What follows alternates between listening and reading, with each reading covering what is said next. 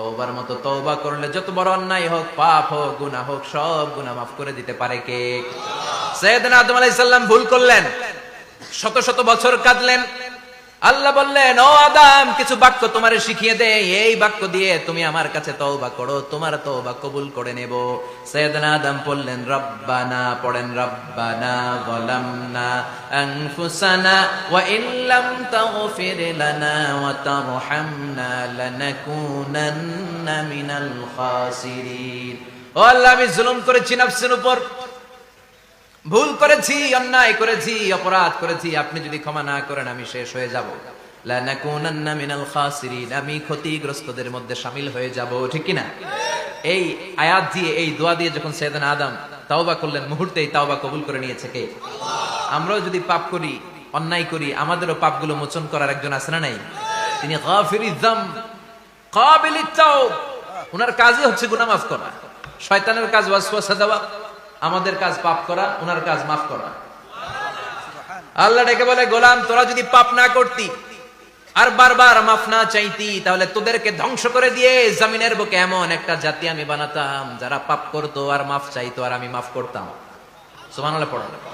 মাফ করতে আল্লাহর বড্ড ভাল লাগে, চোখের পানি দেখতে আল্লাহর বড্ড ভাল লাগে, কায়মনোবাক্যে কেউ দোয়া করছে এই দৃশ্য দেখতে আল্লাহর ভালো লাগে, চিল্লায় বলেন সুবহানাল্লাহ।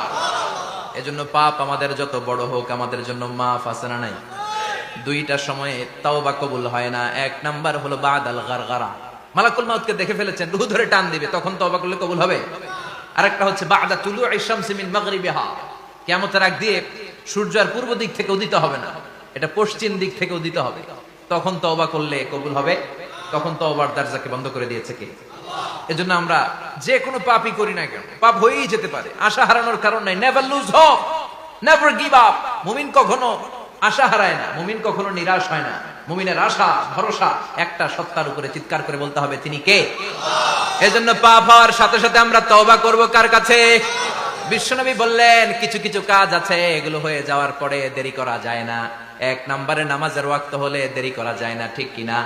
সালাতে কায়েম করো, সালাতে কায়েম করো, হবে সম্মানী তুমি, হবে জান্নাতি তুমি, হবে সম্মানী তুমি, হবে জান্নাতি তুমি, দিবে কাল হাসরে শীতল ছায়া আরশে আজিম, রব্বিয়াল আলা, রব্বিয়াল আযীম, রব্বিয়াল আলা, রব্বিয়াল আযীম। সুবহানাল্লাহ পড়ো।